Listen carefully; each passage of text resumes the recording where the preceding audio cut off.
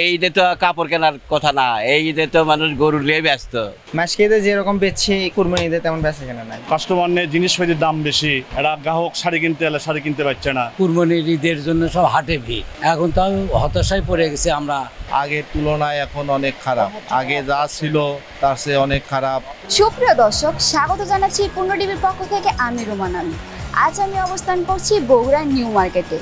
আর মাত্র কিছুদিন পরে পবিত্র ঈদ উল আজহা। এই ঈদকে ঘিরে মানুষ ছুটে চলছে কুরবানির পশুর হাটে। ভিড় নেই শহরের মার্কেটগুলোতে। রোজার ঈদে দেখা যায় ভিড়ের কারণে মার্কেটগুলোতে ঢোকা মুশকিল হয়ে পড়ে। তার বিপরীত দৃশ্য দেখা যায় কোরবানির ঈদে। মার্কেটগুলোতে ক্রেতা শূন্য বললেই চলে। ক্রেতার সংখ্যা কম থাকায় হতাশ হয়ে পড়ছেন বিক্রেতারা। বগুড়ায় নিউ মার্কেট সহ দামি দামি মার্কেট ঘুরে এমন দৃশ্য দেখা গেছে। তো চলুন দর্শক, ক্রেতা ও বিক্রেতার সাথে সরাসরি কথা বলে জেনে নেওয়া যাক তাদের মতামত। বেচাকেনা হালকা, মানুষের চাহিদার তুলনায় আমাদের জিনিসপত্রের দাম বাড়ার কারণে বেচাকেনা অনেক শর্ট। মাসকে ঈদে যেরকম বেচছি কুরবানি ঈদে তেমন বেচাকেনা নাই। আর অত্যন্ত গরম, মার্কেটে যে লোকজন দেখি চ্যানেলে গেলে ঘোরাফেরা করছে, কেনার জন্য কেউ আসেনি। আমরা খুব কষ্টের ভিতরে আছি।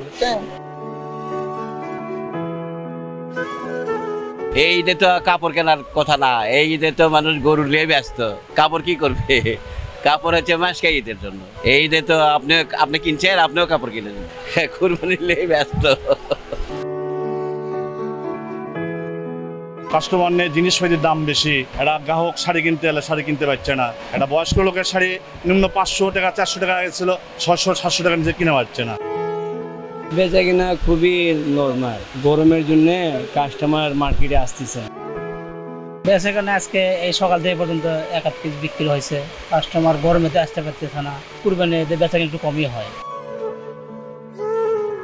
ইনকাম যদি না থাকে ভাই, একটা মালের দাম 700 টাকা, 1200 টাকা, 2000 টাকা, 3000 টাকা, মানুষ নেবে কি করে?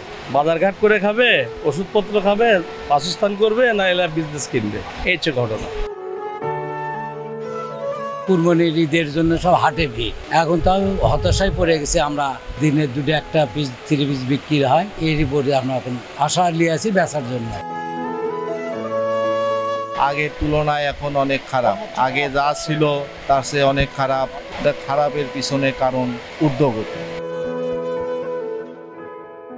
লোকজনের চলানি কঠিন এবং কুরবানির সামনে কিনতে হবে, এটাও তো চিন্তা ভাবনা করতেছি। টাকা পয়সা নাই, কিভাবে আমরা কি করব? চেহারা বেড়া সব বেতনই দেবো, না হলে আপনি কুরবানি কিনতে যাবো হাটে। আজ এই পর্যন্তই। আবারও দেখা হবে নতুন কোনো ভিডিওতে। সেই পর্যন্ত সুস্থ থাকুন, ভালো থাকুন। আল্লাহ হাফেজ।